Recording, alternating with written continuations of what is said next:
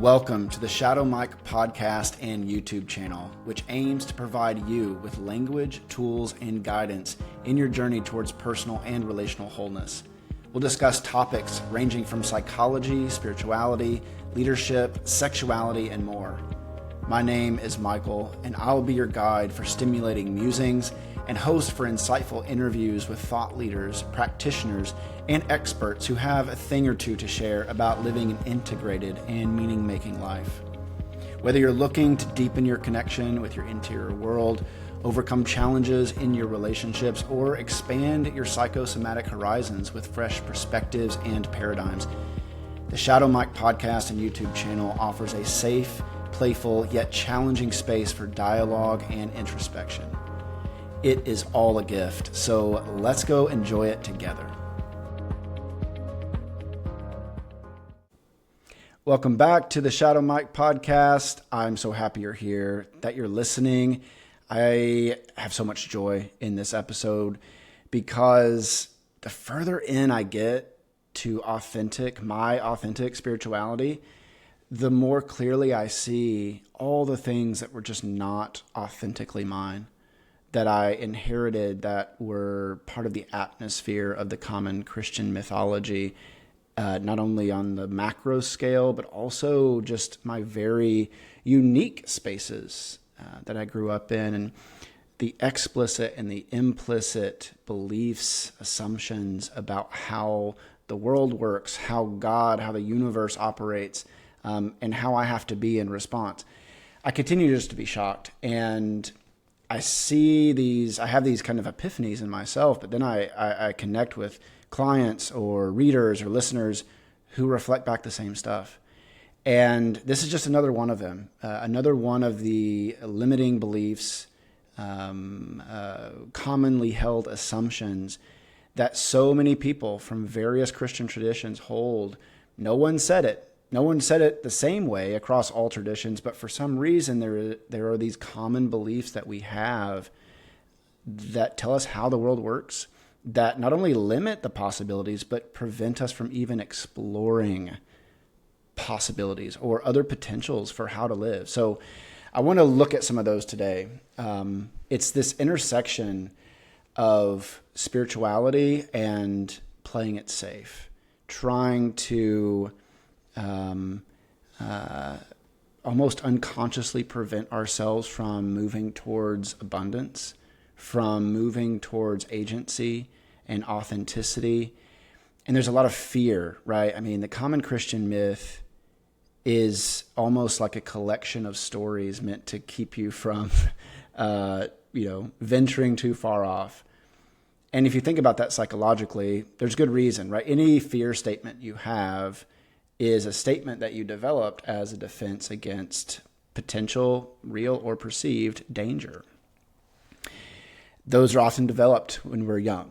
And unless they're changed, unless we do something different with them, those fear-based beliefs are the blueprint for how we engage life as adults.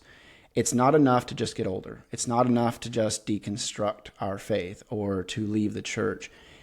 These beliefs are embedded in us at an unconscious level, meaning you don't know they're there. I mean, you know they're there by how they manifest and operate your life without you really noticing it. But you have to do work to see what those beliefs are.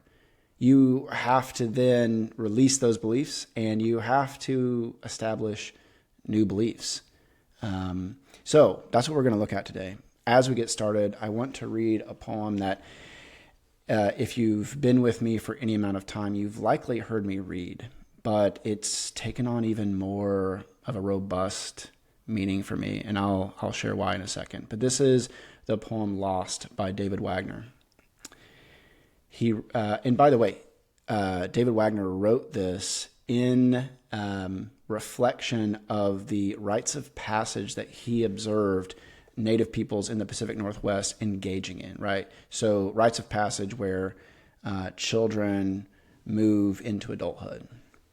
And so what he's talking about here are these initiates moving into the forest moving into this kind of unknown, dark,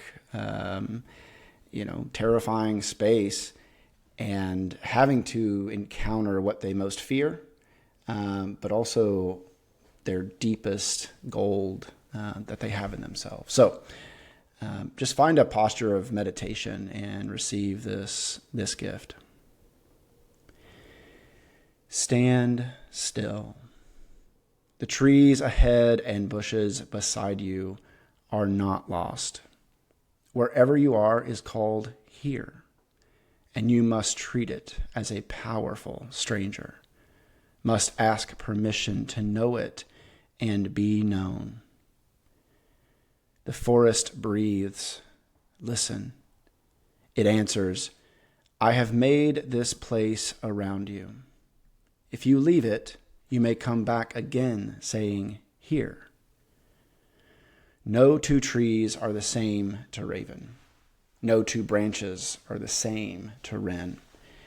If what a tree or a bush does is lost on you, you are surely lost. Stand still. The forest knows where you are. You must let it find you. So when I was in high school, I had what I would describe as my first spiritual awakening. It was my freshman year. I was in a time where home life was very tumultuous, a lot of moves. My parents had divorced what felt like, years prior, but it was, I think, maybe 2 years, maybe 3. But I was in, a home situation and custody situation that basically kept me in a perpetual state of anxiety. And I remember these 2 wonderful teammates of mine on my soccer team, Skylar and Brandon, shared the gospel with me. And it was in the back of a bus, and I remember having this wildly energetic experience where I felt loved, I felt seen, I felt accepted, and maybe more so, I felt like I had a path for something more. I don't recall all the happenings, but there was a lot of big release, I would say now. I would call it release, right? Release of a lot of anxiety in the subsequent feeling of acceptance and love. And they invited me to share my testimony, right, at a morning event in the high school. And there I stood up in front of this room of what probably was about 60 people, students, and shared my story. And that was the first time in my whole life at that point that I'd had the whole room that way, that many people, and not just people, but peers looking to me and seeing me. I didn't have much ego at that point. And so this was an experience of just an acceptance. I was not alone. But it was so intoxicating, and it woke something up in me. Not only my own spirituality, but it woke up this kind of light and shadow reality. Every light casts a shadow. So there's nothing, no gold or goodness that we carry that doesn't cast a shadow. It doesn't. There's nothing that we have that doesn't put other parts of ourselves into the unconscious, right? That's why we have to continue doing our work. But it brought me into this place of creation and, I would say then ministry, always preaching, always evangelizing. I started my own chapter of this organization where I spoke. It was called First Priority, and I started my own at the high school I ended up moving to that year. I was the president of FCA, Fellowship of Christian Athletes, and I was just kind of known as this kid that is kind of a spiritual elder in high school, right? I don't remember anyone ever telling me this, but there was this unconscious belief that I had to be very connected to God, right? Now, I wanted to be. right? This was an amazing feeling that was so wildly different than the hyper vigilant, anxious Michael. I truly felt saved. I felt like I had been rescued. And I felt loved. And that's what love does, right? It moves toward. And I found myself just like devoting my whole life, all of my time, all of my attention to this divine love energy that I experienced. And I would wake up at 5 a.m. most mornings in high school, and I had a breakfast nook in my mom's house that was like through the kitchen and had like its own space. It couldn't be, you could kind of be entirely by yourself in that space. And it just held all of my writing, all of my books, which is probably the Bible and maybe the Prayer of Jabez or whatever it was, I should go back and look at that, because that might have some like archetypal images in it that I have not revisited. Oh, okay. But I would spend so much time and energy like connecting with the divine, and then like the next day sharing a message at my school or preparing for some event, or, always on mission to save people. And then that moved into college, and the same was true. I had a group of fellow soccer players on my team that I met with multiple times a week, also really early in the morning, all year long, praying for our soccer team and focusing energy towards them. And I have to tell you, there were some pretty amazing things. I mean, I can't say that they were transformative in some kind of like, our intent was like, let's preach the gospel and save our teammates. The impact was that there was a lot of spirituality on our team. Like there was just spiritual energy. It was beautiful. I say all that to make this point.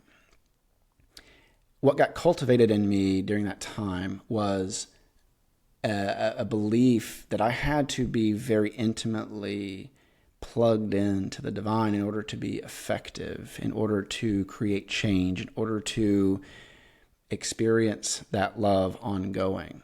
And I would know that belief was there because if I went a few days without experiencing divine love, then I would feel divine disappointment. If I went a few days without witnessing to someone or sharing the gospel, so to speak, I would feel like, okay, what have you done for me lately? I need to do something. Okay. This is the unconscious story-making machine that we all have, where it's not what was said. No one ever said, hey, if you've gone a few days, you need to like probably reconnect with God. Now they said it maybe in other passive ways, but it was just the atmosphere. So there was this belief that I always had to be plugged in. I always had to be connected. And part of that was because the God image that was handed to me, that resonated at some level, was this external God image. It was a God image that was outside of me, that connected with me. And so what I felt was simply the external God connecting with his kind of internal, very human thing. And that's what the feeling was. And then there was this idea that like you had to spend time with God, right? So how was your walk with God been lately? Or how have you spent time with God? What is your time with God like? And so there was this implicit messaging in there that connection and relationship with God is primarily measured by time. And then it was also then measured by fruit, right? Like what you produced. Very capitalistic, trading time for essentially money, currency, some kind of intangible exchange that had to be balanced out all the time, which brought me back, guess what, to all the anxiety. I was in that anxious space because at a core level, there was a salvation I experienced from the hypervigilance and the hyper anxiety that I was experiencing in my life at home. But because there wasn't really any kind of rewriting of that core belief, I, over the course of a few years, took the new belief and just filtered it through the lens of the deepest core belief.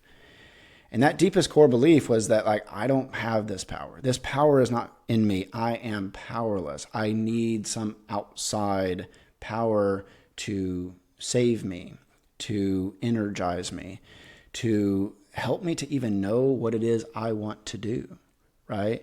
I can't tell you how many clients I've heard, especially early on, usually not after we've been meeting for a while, they'll catch themselves. But early on, there is this like need to kind of like know what God's will is for their life.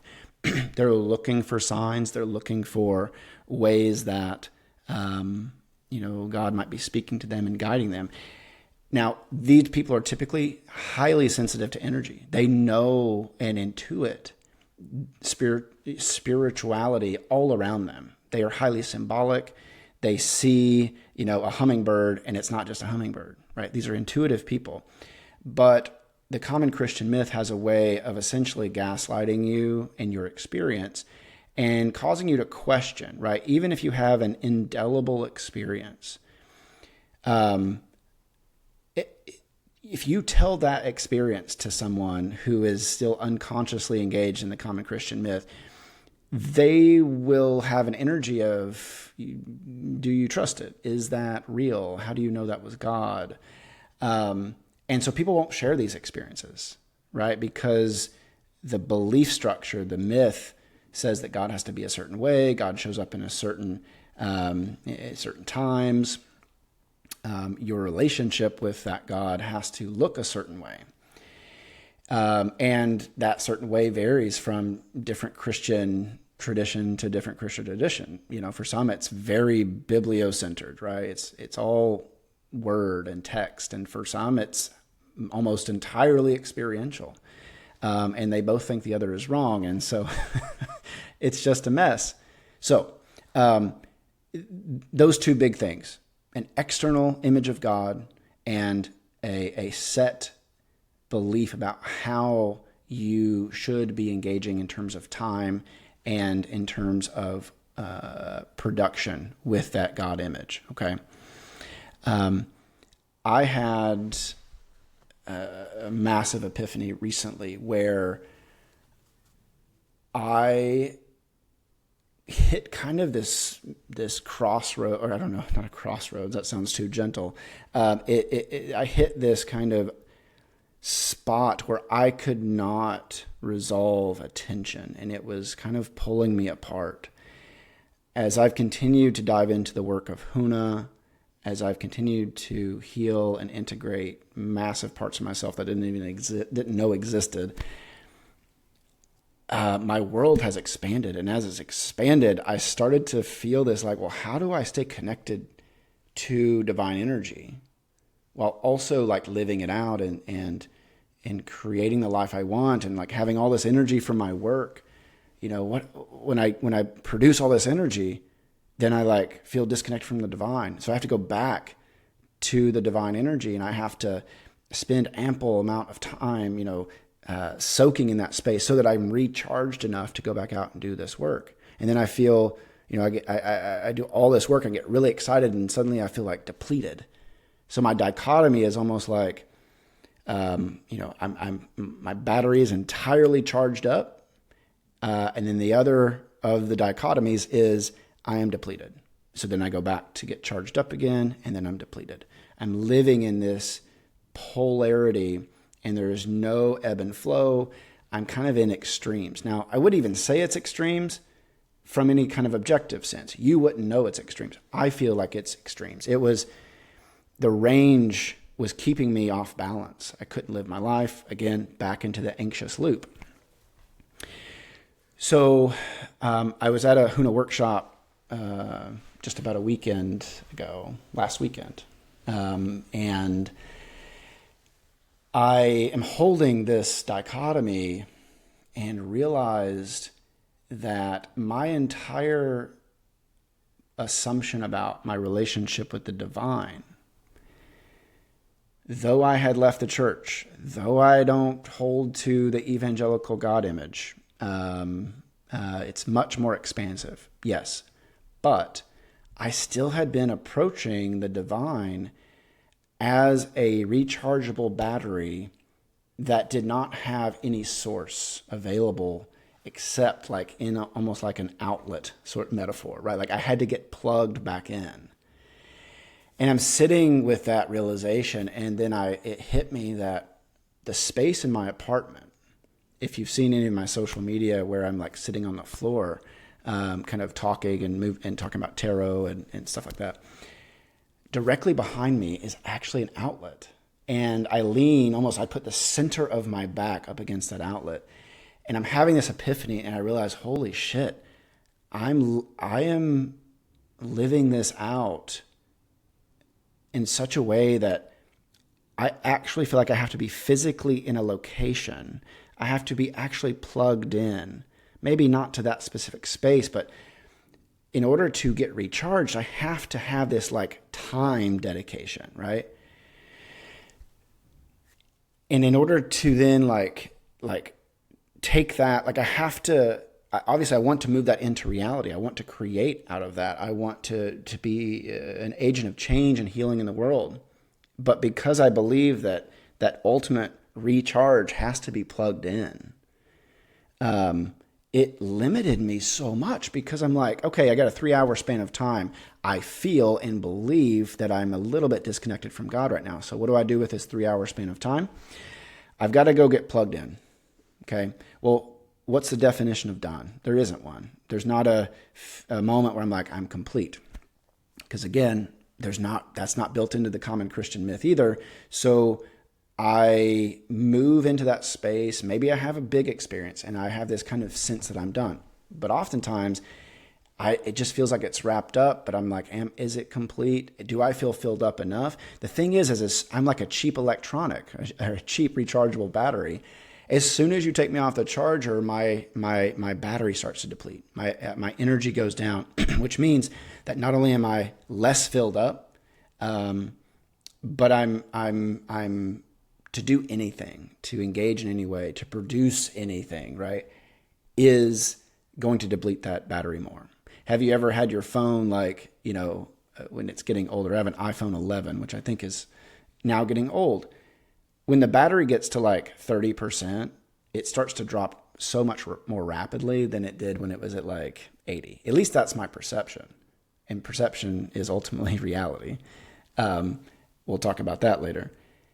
But when I feel like my energy is draining, my core belief is that as soon as you take me off the charger, my energy starts to drain. Then that becomes somewhat of a self-fulfilling prophecy. That becomes the reality I create. So then I go and do something. Say I write an article.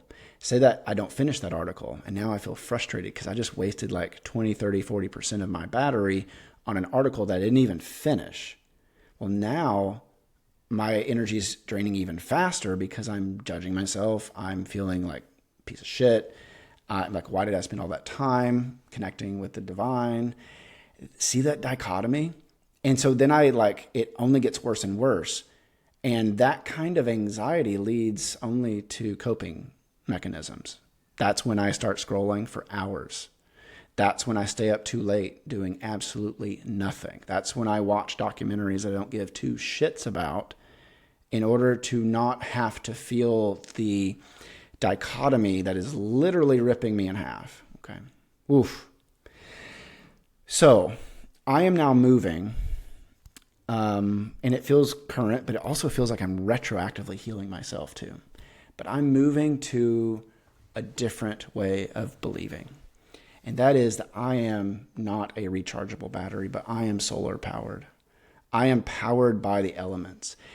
If you want to know how this idea of being plugged into the wall is reiterated in the common Christian myth, you can go read John 15. You might even know John 15 in the Gospels. And it's all about That's the chapter where Jesus says, I am the vine, you are the branches. Remain in me, and I will remain in you. A little quid pro quo in terms of our interpretation there, right? If you scratch my back, I'll scratch your back. If you remain in me, if you remain connected to me, guess what? I will remain connected to you.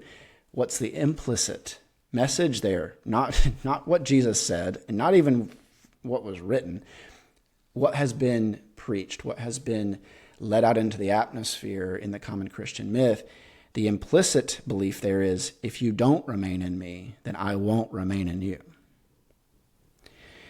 So that only triggers the anxiety more and causes what I would say are even religious scrupulosity, OCD kind of things in a lot of people, which is I've got to check my connection. I've got to check my connection to see if I'm truly connected with God. And here's the shift, because embedded in that statement, again, not what Jesus said, not even perhaps what was written, though that's more debatable.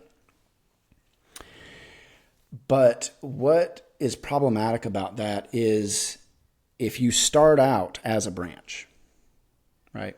You are starting as a branch, like you are dependent. You have no agency. You in some ways are a function, because a tree does not, it grows many branches to maximize energy. And the energy isn't for the branch, right? Ultimately, it gives life to it. But if that branch just sees itself as a branch and is not able to own its divineness, little dad pun there, then it is going to exist in this kind of feast or famine space where you're either fully functional, you are filled up, or you're kind of dead. And that passage in John 15 even talks about, and my Father is the vine dresser that, cuts off every branch that does not produce fruit and burns it in the fire, which then gets translated as hell. And so Jesus Christ, you're not only wildly anxious, your anxious attachment is triggered by the ultimate abandonment of not remaining in God, but then you're also then triggering parts of the brain and nervous system associated with fear of harm and not only death, but eternal death and separation.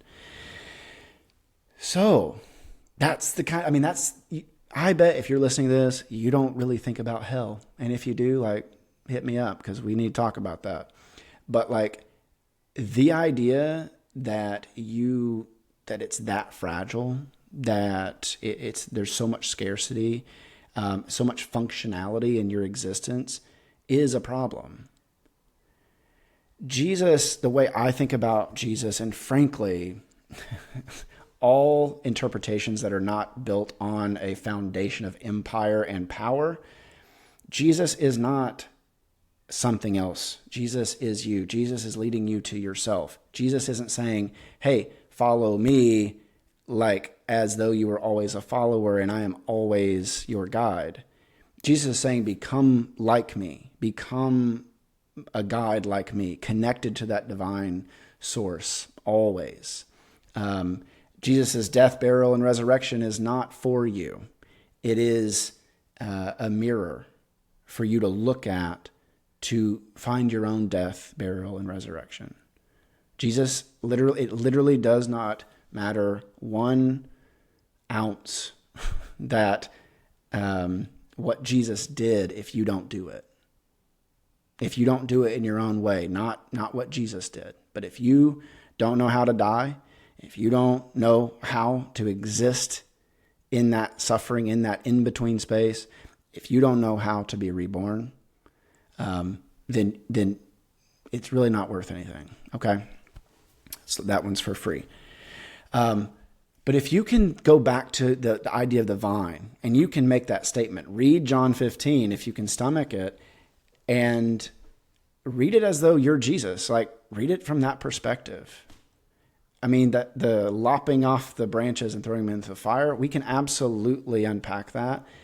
But if you read it from the perspective of Jesus and you are in that space, then you are the vine, right? And then all the branches are essentially you reaching out and collecting divine energy. See, the branch is only connected to the vine, and it is entirely dependent on the vine, and apparently the vine's daddy, okay? But if you're the vine, then you are connected to the earth, the element of earth, okay? If you're the vine, then you're connected to the air. If you are the vine, then you are connected to water. It's flowing through you. And it can't just suddenly stop. It's moving through you because you're connected to the earth. And if you're the vine, you're connected to fire energy. You are solar powered. Okay? That is the shift that I'm making, and I invite you to make. You are not a rechargeable battery that, is a knockoff brand that you would get at Fred Meyer or Kroger. You are solar powered. You are elementally powered. Earth, fire, wind, water, spirit. All of these power you. And it's available right now. Like, you don't have to go find space. Yes, go create space for yourself. Make an altar. Have your spot in the house, the table, at the couch, on the floor that is this kind of sacred space. Create sacred spaces in other places too. But you don't need to be dependent on those because you can connect with that now. The anxiety of needing to let go somewhere in order to have that connection is not indigenous to you as a human being, because you can look at creation all around you and see that that's not how it is. Trees do not need to go anywhere. And to go back to our poem, stand still. The trees ahead and bushes beside you are not lost. Wherever you are is called here. And here's the thing I want you to hear. You must treat it. You must treat here as a powerful stranger. You must ask permission to know it and to be known. Here, right here, is where the divine energy is. Right here, right now, you are not lost. You are not depleted. That is a belief that is not yours. You don't have to carry that anymore. You can release that. It's old. It's not natively grown in your psyche. It is an invasive spirituality that is constricting the life that actually can very naturally flow once you release these blockages that are just not yours. Okay? So I want to give you a few principles, and this is like a lifetime of work. But if you followed me for any time, or you're a client of mine, you've heard me talk about Huna, which is in Hawaiian. It's a Polynesian wisdom tradition. It's ancient, but in Hawaiian, Huna means secret.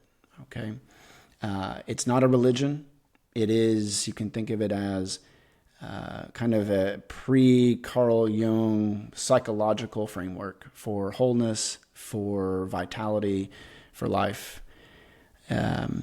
It pre-exists Christianity, but it doesn't get rid of it, right? Like, bring it into your Christianity, bring it into your Buddhism, bring it into whatever, bring it into your life, because it has changed my life. But I'm going to give you these 7 essentially principles of Huna. I'm not going to give you their Hawaiian name because, frankly, this is not the container for that. But here they are. First, the world is what you think it is. The world is what you think it is. What do you think about energy? What do you think about God? What do you think about yourself? What do you think about your enemies? That's what you're creating. You're creating that. You've had experiences that tell you how the world is. But you've also had experiences that are the opposite of that. I bet you can find them, right? All men are trash. All men? All women, don't want to connect with me. Yeah? Really? The world is what we think it is. And spirituality is what we think it is. If we think that we are disconnected from the divine, then we are. If we think that we're solar powered and we're rooted in divine abundance all around us at all times, then we are. Next, number 2, there are no limits. Everything is possible. This flies in the face of the common Christian myth. Now, it aligns a little bit because we might say, with God, all things are possible. Or God makes all things work together for the good of those who love him, right? But both of those statements are about this kind of, again, external God that we become dependent on. There are no limits. Everything is possible. You'll know where your limits are by what immediately comes into your mind when I say everything is possible. Because if there's immediately something that feels impossible, there's your growth edge. That's your growth edge. Let it be. You don't even have to take action on it right now. Just acknowledge that's the edge of what's possible for me, where I believe something is impossible. Number 3, energy flows where attention goes. If you believe that your relationship with the divine is scarce and requires time, abundance of time in terms of output, then that is where your attention is. And that is where your energy will flow. And it's also where your energy will leak out. Energy is like water. It's like a lot of different elements, but if you think about it like water finds the lowest point, right? And if you're living your life from a perspective like you're in this dichotomy, right? Back and forth, I can't decide what to do. That is going to cause that energy to just leak. That energy is going to find its lowest point, and it's going to pull you down, right? Because it's not focused. It's oscillating based on some sort of unconscious core belief. So you got to address that core belief about why this dichotomy is the framework. Why are we oscillating between that? At the core, is it fear? Is it a belief that you're not worthy, like a cheap rechargeable battery? What is it? So energy flows where attention goes. On the positive side, if you want something to be the way it is in your life, then focus your energy that way, right? Focus your energy by attending to that. What are you attending to? That's where your energy will go. I probably could have said that last part and been done. Yeah. Next, number 4, now is the moment of power. Now, this one sounds like the flyer of a Pentecostal revival in South Carolina. But I knew a number of Pentecostals in South Carolina at a different point in my life. Now is the moment of power. When you find yourself off track, attention goes, energy goes where attention flows, right? Yes, energy flows where attention goes. If you find yourself off track and you immediately start shame spiraling and beating yourself up, that's where your energy is going. And likely your energy is not only going to beating yourself up, but then it's going to push back against the narrative, right? Because you consciously know that you're not a piece of shit, but unconsciously you really believe you're a piece of shit. So now you're warring with yourself, okay? That's where your energy gets to go. But when you notice that now is the moment of power, you can change that. You can change that. You can say, I can see that I believe at the core level I'm a piece of shit. I'm going to release that consciously. And I'm going to replace that with the belief that I'm loved, that I'm good enough, and I'm human, and it's okay for me to not get it right. And now I'm going to go get coffee with a friend. Now I'm going to get a milkshake with my kids.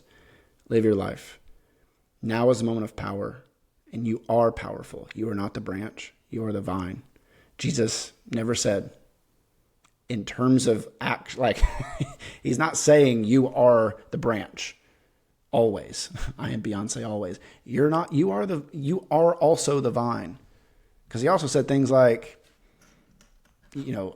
be like, follow me, be like me, right? These kinds of sentiments that you are not a perpetual follower. You must take up your own cross, right? Maybe put it that way. You must also take up your own divineness and step into that and own that and let that energy flow through you and let the branches be the extensions of how you connect with that solar powered energy, right? Number 5, to love is to be happy. Oof, happiness is a bad word in the common Christian myth because it's not joy, and it seems as a cheap party trick compared to joy. It's also can be something that the devil, the enemy, has given you, right? So you may unconsciously question your happiness. Am I happy? Especially if you were told that happiness is somewhat of a threat, then like when you find yourself happy, you might like freeze up, start sabotaging that happiness. But come back to love. What does love look like? What does love require of you? And number 6, power comes from within. This is maybe the biggest one. Let me just go to 7 and I'll come back to 6. 7, which is a big one, but not the focus today, is effectiveness is the measure of truth. Truth becomes this esoteric thing in the common Christian myth that we have to find that is, again, objective, that is external to us. So we go searching for truth, but we're never taught how to find our own inner truth, right? Like that we are the creators of that, right? We're not taught that. That's actually heretical. Truth is in God alone, which always creates problems. Because if you believe that external truth is outside of you, then you will do whatever the fuck you have to do in order to align with that, even if it means abandoning yourself. So, if what you're doing is not effective, you've got to look at its truthfulness. If what you're doing is creating discord with your kids, you got to look at its effectiveness. If what you're doing is keeping you stuck in a perpetual loop of explosion and retreat with your anger, you got to look at the truth. You got to look at what are the effects that that's bringing into your life. Because it's likely at a core level, there's something you're living out that is not authentic to you. Okay, we're going to go back to 6. And this one is called Mana, and it's M-A-N-A. And I think it's so beautiful because in the Judeo-Christian mindset, we hear that mana or manna, and we immediately think of bread from heaven, the Israelites in the Exodus out of Egypt, and this divine sustenance that comes down, right? That it's perfect. I don't know the etymology of all that, but I will say it is the power, it is the sustenance, and it comes from within you. If you're still working with a God image that is handing you bread from heaven, that is still saving you, that is an old God image. If you're listening to this and that's how you primarily think about God, then you're living in a regress state. Absolutely. Like as an adult, your primary, certainly not your sole vision of God, should not be as divine parent. It just shouldn't be. You can come to that. There will be times you need that. But even good parenting leads you to self-efficacy and agency and power. So if you are stuck in that, that is part of that limiting belief system. That's part of, a truth that is non-effective. So power comes from within. You have the power, and the moment of power is now. So move towards the energy as though it is the sun, as though it is the rain that just exists in this place that you are standing still. You don't have to go anywhere. Let the forest find you. Hi, Michael here. Hey, seriously, thank you for listening and engaging the Shadow Mike podcast and YouTube channel. I trust today's episode gave you something to reflect on or illuminated a new trailhead to your hidden life. If this episode resonated with you, you can subscribe, leave a comment or review, and share it with your people. This really helps spread the word and boosts our digital presence. Remember, growth isn't a straight line, and we're all figuring it out as we go. I'm grateful to be in this unfolding and excavating work with you. Until next time, be yourself. You've got a good self. And remember, it is all a gift.